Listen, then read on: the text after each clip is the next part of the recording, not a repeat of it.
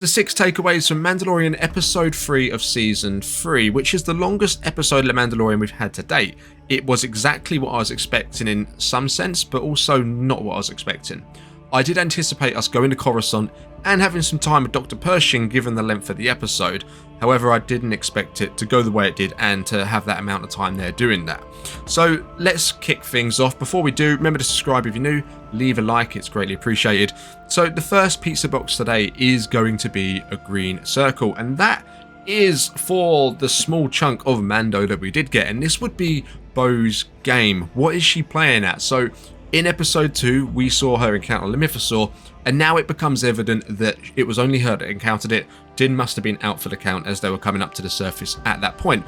But she didn't tell Din. Instead, she asked him, "Did you see anything down there?" And he responds, he kind of saw his way down to the bottom as he fell. So he wasn't dragged, he fell. It was the armor, the weight of the armor that made him sink. "Did you see anything alive down there?" She said. "No, I don't." He basically said no, he didn't see anything. Din is unaware of what Bo's seen, and she's not telling him. Now, there's a couple of theories as to why that would be. One, she wants to process what she's seen, and she wants to work out her plan to do it because she knows how significant a Mythosaur being down there is with her plans to perhaps rule Mandalore or lead Mandalore, something that she did give up on, or she said she gave up on earlier in the season. Or the second theory would be that she's in utter disbelief. She was maybe thinking, maybe she went down too quickly and on the way up it affected her brain a little and she was just out of it. She's tripping, she's seeing things. What does she believe herself? That is something that hopefully we get to find out next week, but at the moment it's kind of a mystery.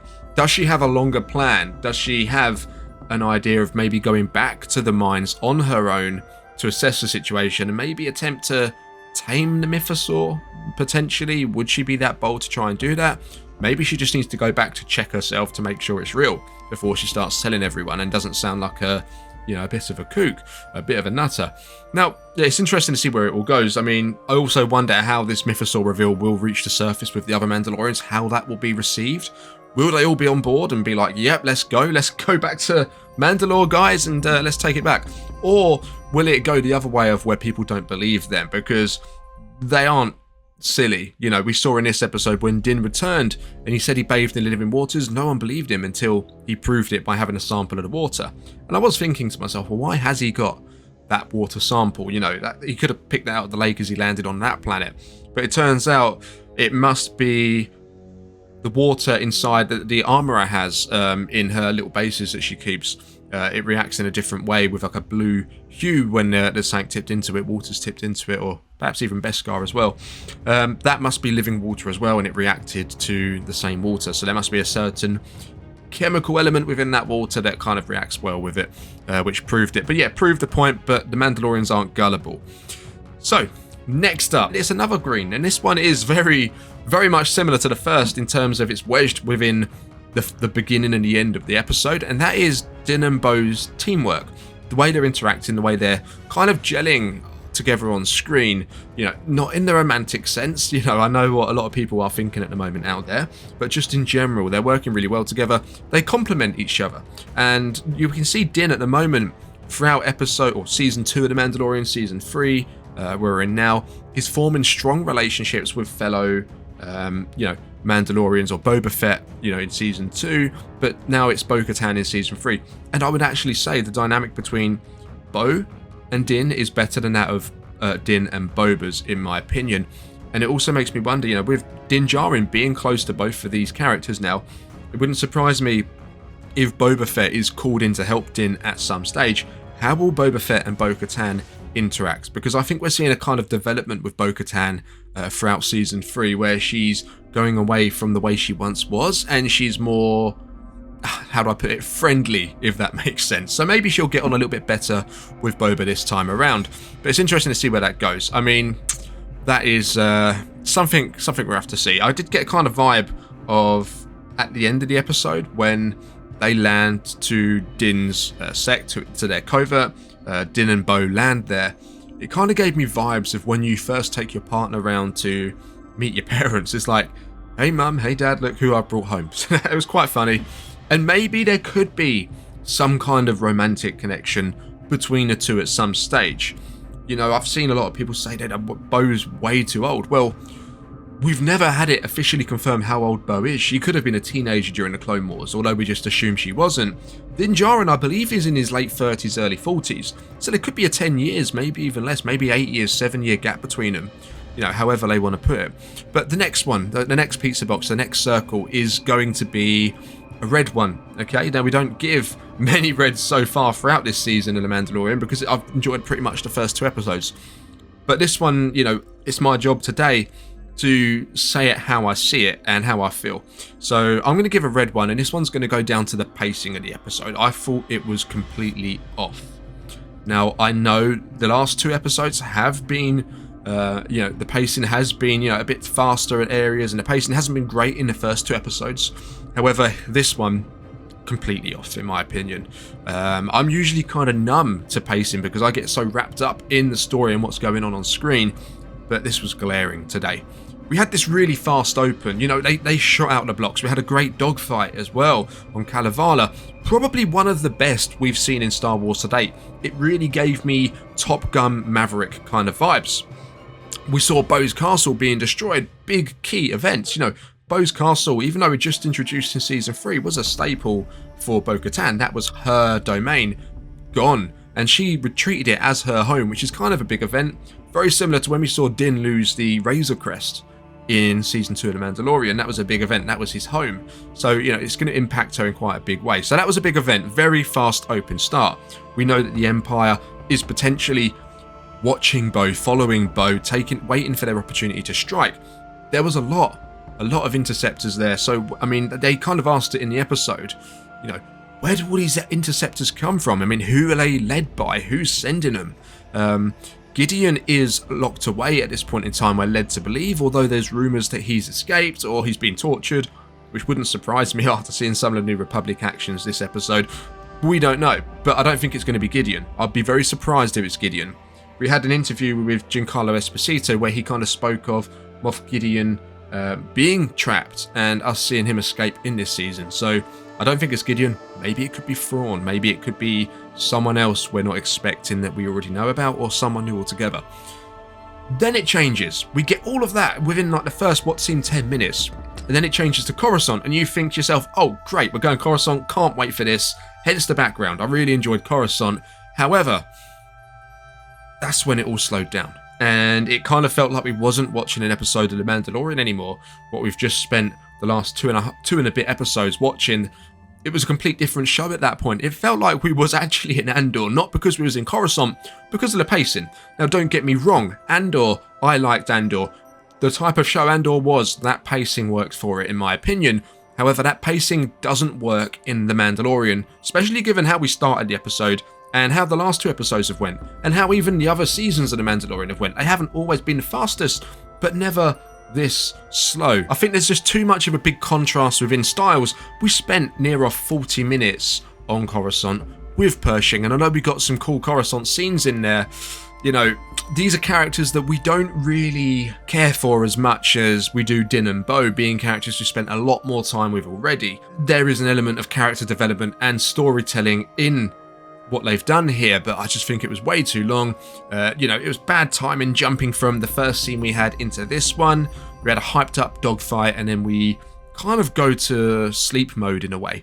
So that kind of leads me on now to the next pizza box, which is also a red one, and this is going to be for story. This really applies for the Pershing part. I think the beginning and the end of the episodes were absolutely fine, and that was what I was kind of expecting for the rest of the episode as well. But let's forget about the 2 Mando parts either side of it, okay? The pacing, as I mentioned, is completely different. And Pershing as a character, I understand, I get, is very interesting, and it is very different to what we usually expect. He has completely bait and switched, and it's his struggle and how he's been integrated into the New Republic with that. Great elements of it, but I don't think we needed to take up 40 minutes doing so. 15 minutes would have been fine.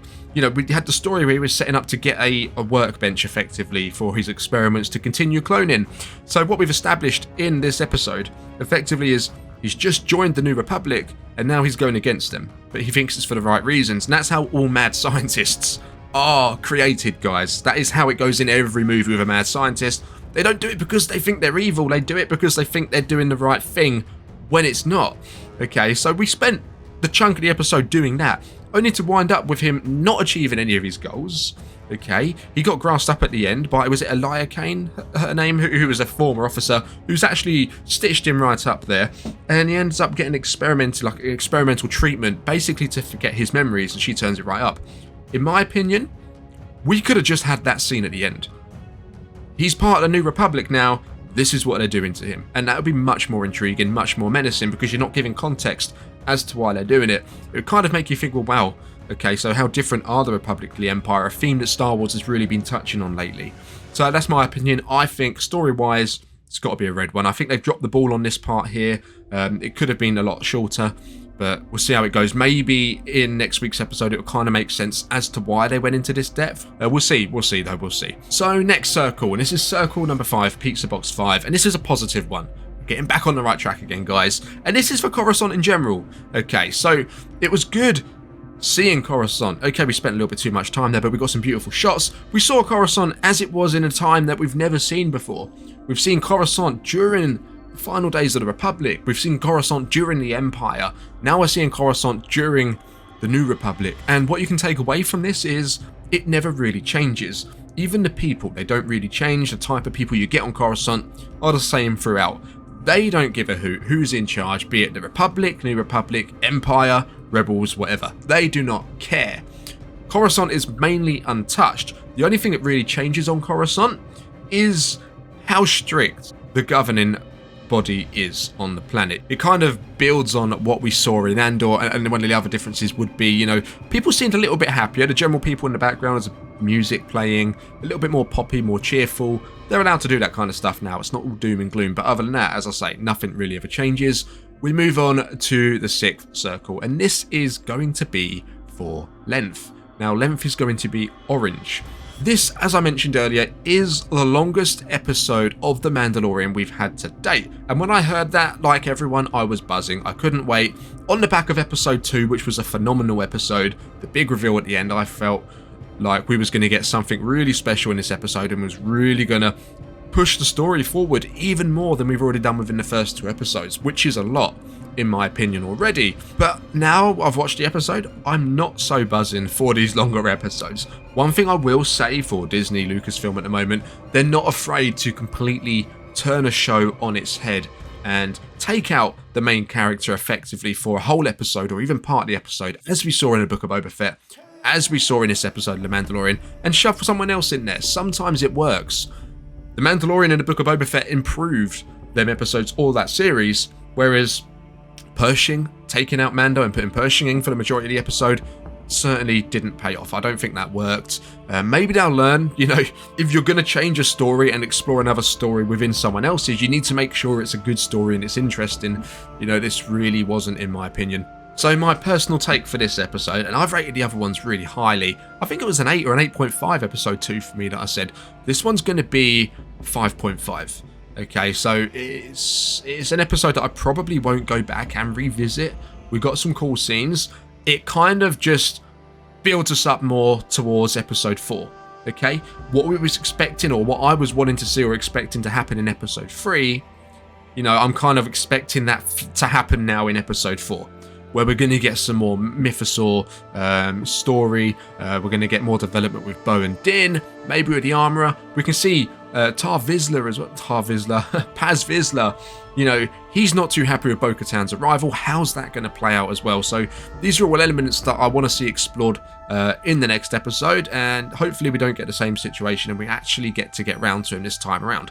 If this was a takeaway, if I wasn't asking for my money back at the end of it, then I probably wouldn't be dining there again. That's my honest assessment of it. What I want to see next week, in next week's episode, you know, I am optimistic still to get more in-depth storytelling for Bo-Katan, to see what she's going to do with the Mythosaur. Is she going to tell him, or are we going to find out more about a plan that she's maybe got under her sleeves for all of it? I also want to see how she'll cope with being in Din's sect, in his cult. That's going to be an interesting take. Being someone of her stature who thinks she should rule Mandalore or lead Mandalore, to now being someone who is within a cult where she doesn't walk the way, she doesn't believe as they do. Now, it is very flexible, fair enough. The Armourer did say, you know, if you don't want to be it anymore, you can just walk out, leave, that's fine. Okay, she's very much following the rules, you know. You can stay, you can go, but as you've taken the creed, you've redeemed yourself in the living waters, you're more than welcome to stay, because this is the way. So it's interesting to see how Bo takes that.